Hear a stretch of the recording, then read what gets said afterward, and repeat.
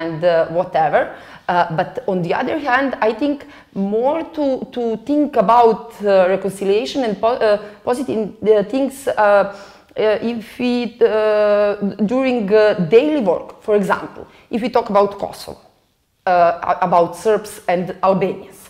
There is some sensitive words or sentences which some of this side doesn't like.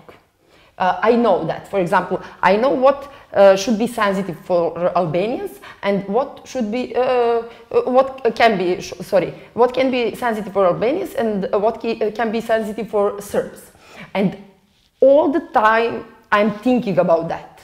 When I write, when I talk, all the time I'm like, okay, this word can be sensitive for this side, this word can be sensitive for this side, and I think that is way to include in daily work, to be more careful about every community during our daily work. I think that is the way to develop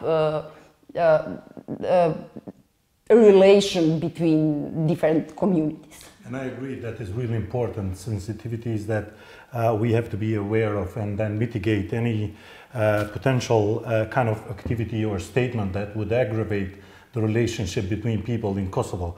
But let me just kind of challenge you a bit in that.